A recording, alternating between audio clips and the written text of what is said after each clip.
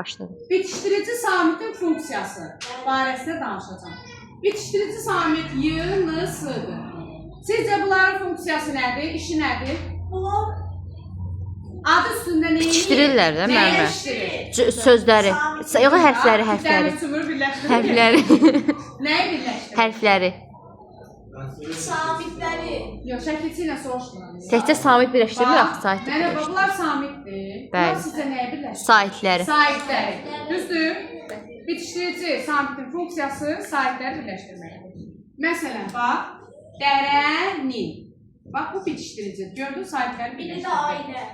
Sonra, mövqeyi. Bax, bitişdirici. Gördünüz, uşaqlar.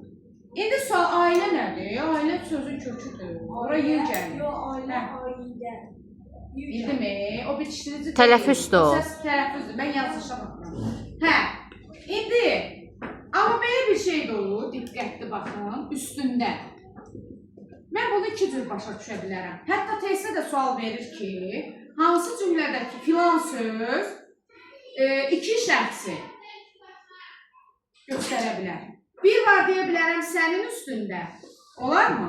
Bir də var onun üstündə. İkisi də olar. Bəli. Aysel. Əgər sənin üstündə deyəndə üst olur kök, ün olur mənsubiyyət. Heç nə qalmadı o tarafda. Onun üstündə olanda üst köktür, ün mənsubiyyət n qaldı ortada. Bunu mən buna qoşa bilmirəm. Çünki şəkilçi ündür. Buna da artıramıram samitdir. Bax, onda belə bir sual olur. Hansı cümlədə, hansı sözdə bitişdirici samit öz funksiyasından fərqli formada işlənir. Aydın oldu bu fərqli formadır. İndi mən bitişdirici samiti nəyə görə başa salırdım? Hə, deyir ki, nə zaman isimlərdə, ismin hansı halında bitişdirici samit sözün sonunda gələ bilər. Əslində bitişdirici sonunda gələ bilmir. Fikir ver. Amma deyir ki, nə zaman ismin hansı halında bitişdirici samit sözün sonunda gələ bilər. Bax, ümumiyyətlə, gələ bilərmi? Gələ bilir. Bəli. Deyir ki, əyil, dəsmalın götür. Burada səhv heç nə yoxdur. Sadəcə biraz qısalma ediblər. Əyil, dəsmalı götür. Dəsmal sözün köküdür. I da oldu təsir. Bəs bunu nədir? Ona baxır.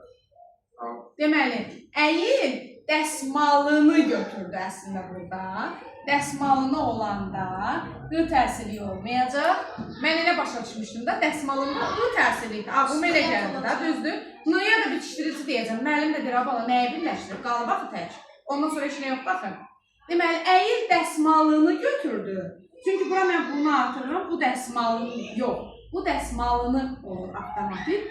Deməli, dəsmalın, sənin dəsmalın, bu oldu mənsubiyyət, bu da oldu təsir.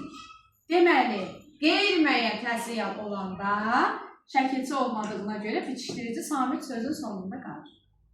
Aydın oldu? Bəli. O yəni havada birləşdirir də, biz bilirik ki,